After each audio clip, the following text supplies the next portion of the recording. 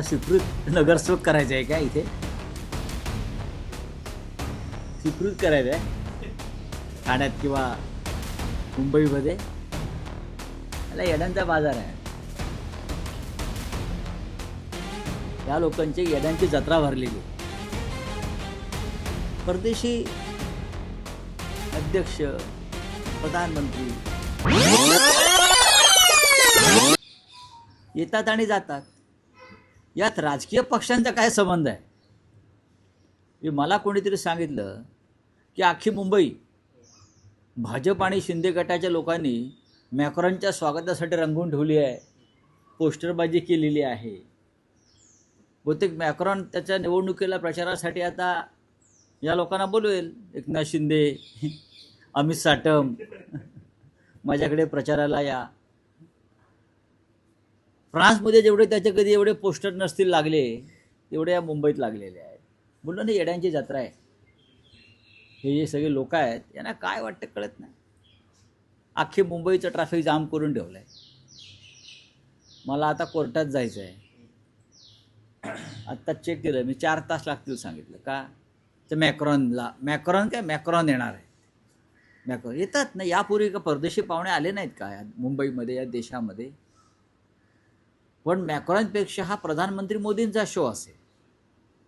ते आता गाड्यातून दाखवणार, see mister Macron, your all photos, my party has done this. हां, बोला ना, येड्यांची जत्रा आहे. काय करणार आता? आलिया भोगासी. शेवटी या देशात राहायचं आहे. तापसी पन्नू ना, तापसी पन्नू ही तिच्या तोंडून निघालेले जे शब्द आहेत नमस्कार करून, मुझे देश में रहना है, ही या देशाची स्थिती आहे. तुम्हाला या पहिले काय म्हणायचे, इस देश में रहना होगा तो वंदे मातरम कहना होगा. आता काय, इस देश में रहना होगा तो मोदी मोदी करना होगा. हां, हे जाऊन सांगा कोणतरी मॅक्रॉनला. मॅक्रॉनच्या सरकारमध्ये उपमुख्यमंत्री पदाची सुद्धा स्पर्धा सुरू होईल भविष्यामध्ये, की आमचा एक माणूस फ्रान्समध्ये उपमुख्यमंत्री करा. काही मुलं, हे येड्यांची जत्रा आहे. हे सरकार आणि हे पक्ष म्हणजे येड्यांची जत्रा आहे.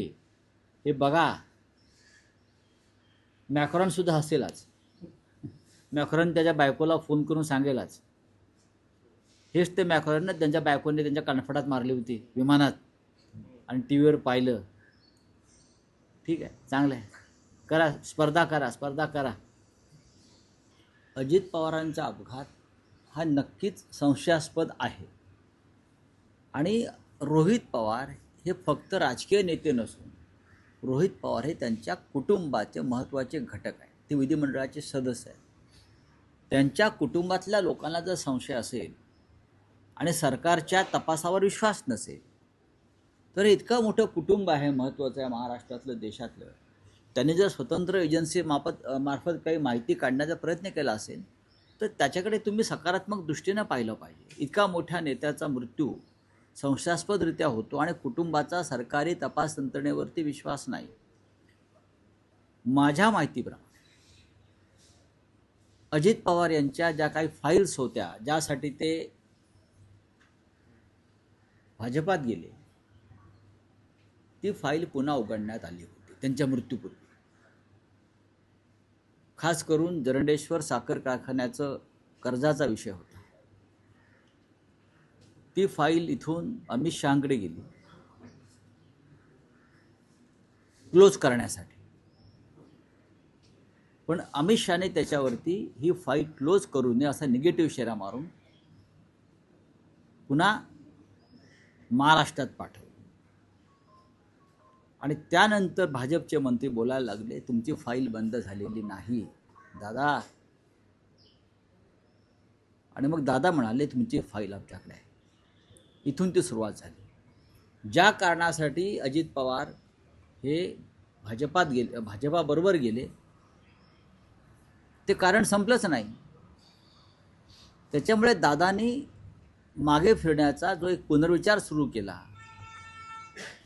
तिथून या सगळ्या रहस्यमय घडामोडींना सुरुवात झाली. अमित शहाने ती फाईल बंद करण्यास नकार दिला. आपण जर कोणाला मिळाली तर त्या फाईलची शेरे जाऊन पाहू शकता. खास करून जरंडेश्वर साखर कारखान्याची जी फाईल आहे, जे कर्ज, तो कर्जाचा विषय आहे, त्या संदर्भातला वित्तीय संस्थांचा, त्यात घोटाळा झाल्यामुळे जरंडेश्वरची संपत्ती जप्त करण्यात आली होती दादांची वेळी. पण ती फाईल अचानक उघडण्यात आली आणि केंद्रीय सहकार मंत्र्यांनी ती चौकशी थांबवू नये, फाईल क्लोज करू नये, अशा प्रकारचा शेरा मारून ती फाईल महाराष्ट्रात पाठवली. आणि त्यानंतर महाराष्ट्रात गेल्या 3 महिन्यापासून दादाविरुद्ध भाजपा हे सुरू झालं.